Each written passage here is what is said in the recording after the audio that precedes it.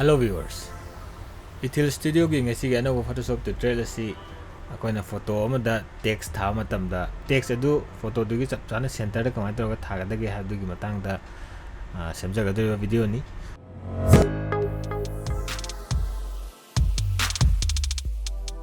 hojik mayam yang tabirasi amada Photoshop da sangasi hojik Photoshop hange aduga photo ama thangjalasi file change open da click tawre aduga koi kanglagi do bakang bugi license se hekta apply tawrsi amada duplicate am lawrsi control J aduga sida mi yawsi happy laptop chi mi khitang distract tawi laptop wi nom se ji ya reng si rectangular market du select khalle aduga mi se rough oina dum select tawrage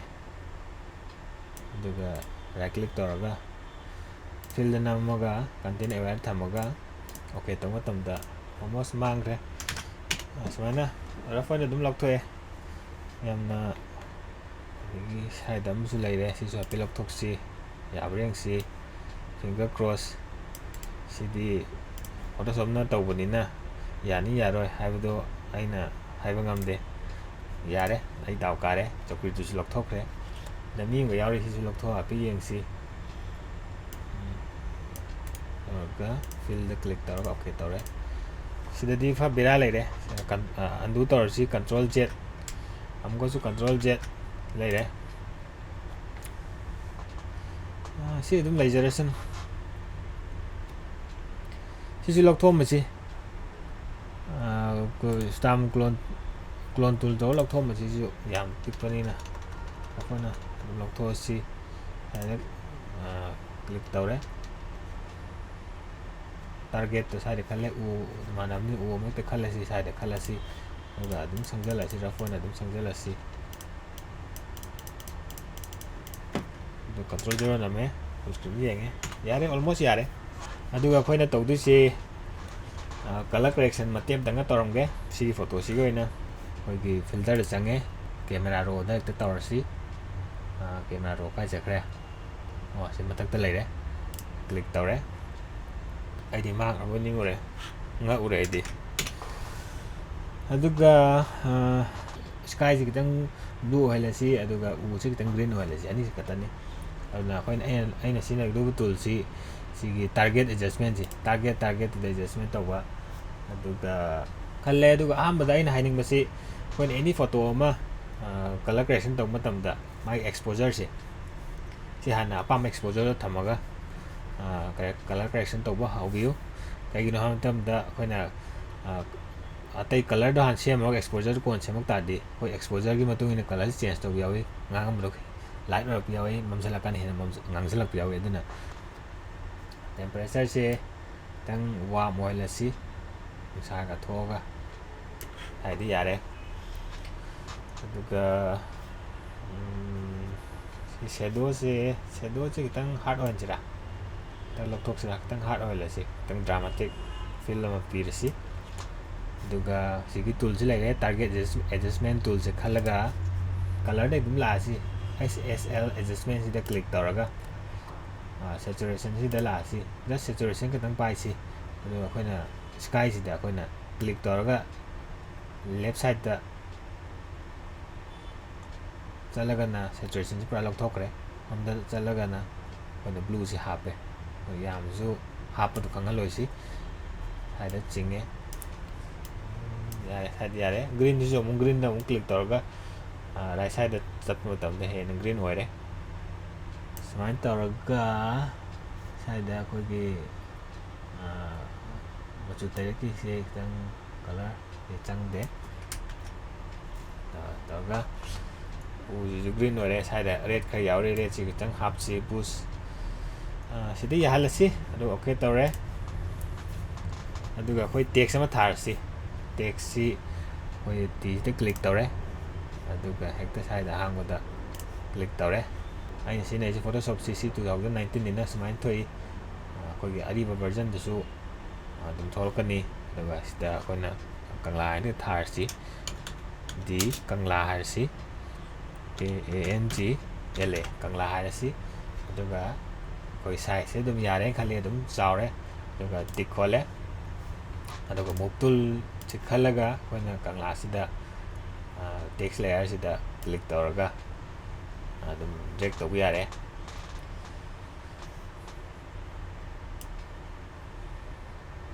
ꯑꯗꯣ ꯁꯤꯅ ꯑꯩꯈꯣꯏꯅ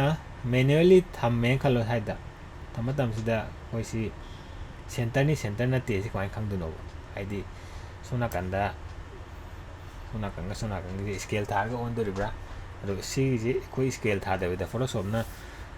ꯐꯣꯇꯣꯁꯣꯞꯇ ꯁꯦꯟꯇꯔꯗ ꯊꯝꯕꯒꯤ ꯑꯃꯗꯤ ꯌꯥꯎꯔꯝꯒꯅꯦꯕ ꯑꯗꯨ ꯀꯗꯥꯏ ꯌꯥꯎꯕꯅꯣꯗ ꯉꯁꯤ ꯍꯥꯏꯔꯒꯦ ꯑꯩꯈꯣꯏꯒꯤ ꯂꯦꯌꯔꯁꯤ ꯇꯦꯛꯁ ꯂꯦꯌꯔꯁꯤꯗ ꯈꯜꯂꯁꯤ ꯁꯦꯟꯇꯔꯗ ꯂꯥꯛꯑꯦ ꯈꯪꯅꯕ ꯑꯩꯈꯣꯏ ꯃꯇꯣꯟꯒꯤ ꯀꯣꯔꯅꯔꯁꯤ ꯊꯝꯃꯁꯤ ꯑꯗꯨꯒ ꯑꯩꯈꯣꯏꯒꯤ ꯇꯦꯛꯁ ꯂꯦꯌꯔꯁꯤ ꯈꯜꯂꯦ ꯑꯗꯨꯒ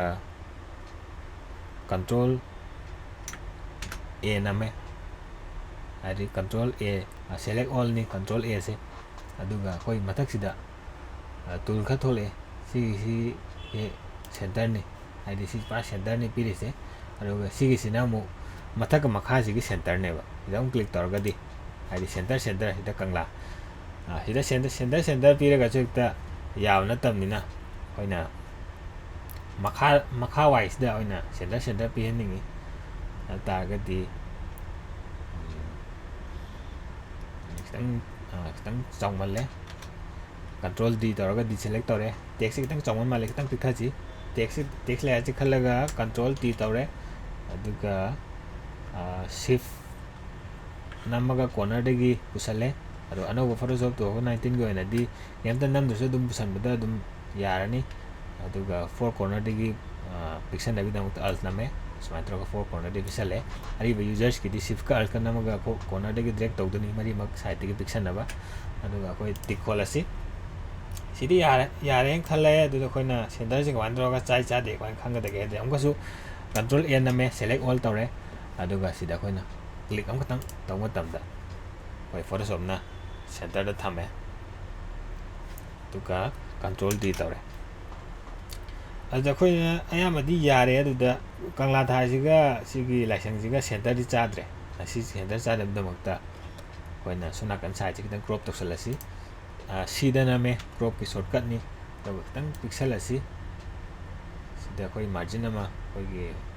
रूल ऑफ थर्ड अमा थोलै जैदा पे चौराकवा कोई मिडियंग अदुम येंगा साइड इ हालसी अदुगा कोइना टिक खोले पिक्सन ग्रे अदुगा उंग टेक्स्ट लेयर सिदा खल्लगा कंट्रोल ए नमे ओवरऑल सेलेक्ट तौरे अदुगा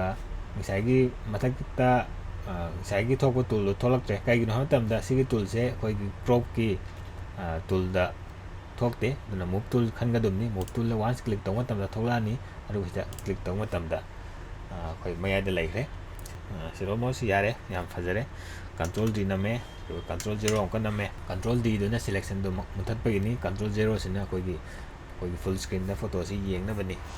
यारे अदुगा कंगला थारिबा टेक्स्ट सी खितंग डिजाइन हापसी खितंग जूम तौसी स्क्रॉल जूम तौरे टेक्स्ट लेयर सिदा खल्लगा मखागी इफेक्ट सिदा चंगागा कोइना अब एक नम्बर ब्लेंडिंग ऑप्शन से स्ट्रोक नमे मानम पॉपअप तौरे स्ट्रोक से ब्लैक थमसी बाइबल एम्बोस से कोई 3D की टाइप ता ओहनबसी डेप्थ से साइज लेरे सॉफ्टनेस खितंग सानरे लेरे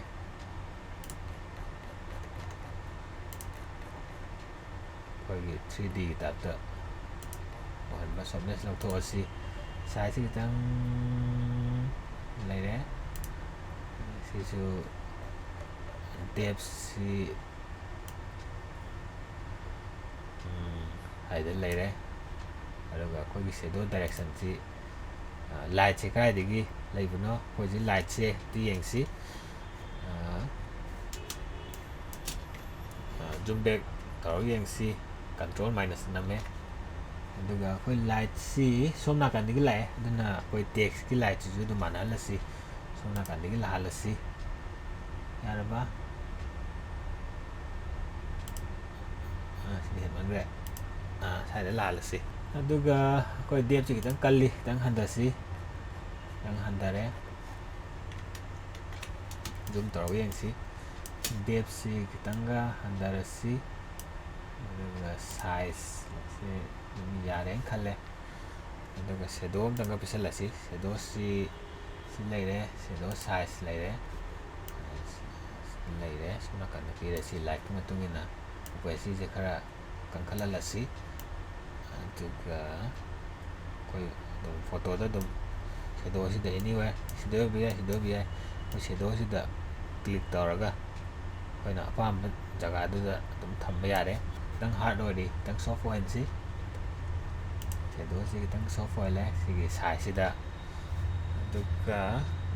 ꯌꯥꯔꯒꯗꯤ ꯌꯥꯔꯦ ꯑꯣꯀꯦ ꯇꯧꯔꯁꯤ ꯀꯟꯇ꯭ꯔꯣꯜ 0 ꯑꯃꯨꯛꯇꯪ ꯌꯦꯡꯁꯤ ꯀꯪꯂꯥ ꯑꯗꯨꯒ ꯑꯩꯈꯣꯏꯒꯤ ꯐꯣꯟ ꯀꯂꯔꯁꯤꯁꯨ ꯍꯥꯞꯀꯦ ꯍꯥꯏꯔꯒꯗꯤ ꯁꯤꯗ ꯗꯕꯜ ꯀ꯭ꯂꯤꯛ ꯇꯧꯔꯒ ꯃꯊꯛꯇ ꯂꯩꯔꯦ ꯁꯤꯗ ꯇꯧꯔꯒ ꯑꯄꯥꯝꯕ ꯀꯂꯔ ꯁ꯭ꯀꯥꯏ ꯀꯂꯔ ꯍꯥꯞꯀꯦꯔꯥ ꯑꯩꯈꯣꯏꯒꯤ ꯎꯒꯤ ꯀꯂꯔ ꯑꯣꯏꯒꯦꯔꯥ ꯅꯠꯇ꯭ꯔꯒ ꯑꯄꯥꯝꯕ ꯀꯂꯔ ꯑꯃ ꯍꯥꯞꯀꯦꯔꯥ ꯑꯩꯈꯣꯏꯅ ꯈꯜꯂꯁꯤ ꯂꯥꯏꯠ ꯑꯣꯏꯍꯜꯂꯁꯤ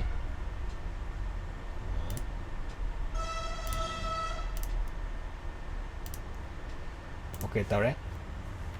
ꯑꯗꯨꯒ ꯁꯤ ꯑꯃꯨꯛꯇꯪ ꯀ꯭ꯂꯤꯛ ꯇꯧꯔꯝꯃꯦ ꯑꯗꯨꯒ ꯌꯦꯡꯉꯁꯤ ꯐꯨꯜ ꯁ꯭ꯀ꯭ꯔꯤꯟꯗ ꯐꯖꯕ꯭ꯔꯥ ꯑꯃꯨꯛꯇꯪ ꯌꯦꯡꯁꯤ ꯐꯨꯜ ꯁ꯭ꯀ꯭ꯔꯤꯟꯗ ꯊꯝꯅꯕꯒꯤꯗꯃꯛꯇ ꯑꯩꯈꯣꯏ ꯀꯤꯕꯣꯔꯗꯇ F ꯅꯝꯃꯦ ꯁꯤꯗ ꯐꯨꯜ ꯁ꯭ꯀ꯭ꯔꯤꯟ ꯑꯃ ꯑꯣꯏꯔꯦ ꯑꯃꯨꯛꯀꯁꯨ F ꯅꯝꯕ ꯃꯇꯝꯗ ꯄꯨꯔꯥ ꯇꯨꯜ ꯃꯌꯥꯝꯗꯨ ꯂꯣꯏ ꯃꯥꯡꯈ꯭ꯔꯅꯤ ꯑꯗꯨ ꯀꯟꯇ꯭ꯔꯣꯜ 0 ꯅꯝꯃꯦ ꯑꯗꯨꯒ ꯄꯨꯔꯥ ꯐꯨꯜ ꯁ꯭ꯀ꯭ꯔꯤꯟꯗ ꯊꯝꯃꯦ ꯑꯗꯨꯒ ꯌꯦꯡꯉꯦ ꯑꯩꯈꯣꯏꯒꯤ ꯗ ꯀꯪꯂꯥ ꯊꯥꯔꯤꯁꯤ ꯐꯣꯇꯣꯁꯤꯒꯤ ꯄꯨꯔꯥ ꯁꯦꯟꯇꯔꯗ ꯂꯩꯔꯦ ꯁꯨꯃꯥꯏꯅ ꯑꯩꯈꯣꯏꯒꯤ ꯇꯦꯛꯁ ꯑꯃ ꯐꯣꯇꯣꯗ ꯀꯃꯥꯏꯅ ꯁꯦꯟꯇꯔꯗ ꯊꯥꯒꯗꯒꯦ ꯍꯥꯏꯕꯒꯤ ꯐꯣꯇꯣꯁꯣꯞ ꯇ꯭ꯌꯨꯇꯣꯔꯤꯌꯦꯜꯁꯤ ꯃꯇꯥꯡꯁꯨ ꯂꯣꯏꯖꯔꯦ ꯑꯩꯒꯤ ꯚꯤꯗꯤꯑꯣꯁꯤ ꯃꯌꯥꯝꯅ ꯅꯨꯡꯉꯥꯏꯕꯤꯔꯕꯗꯤ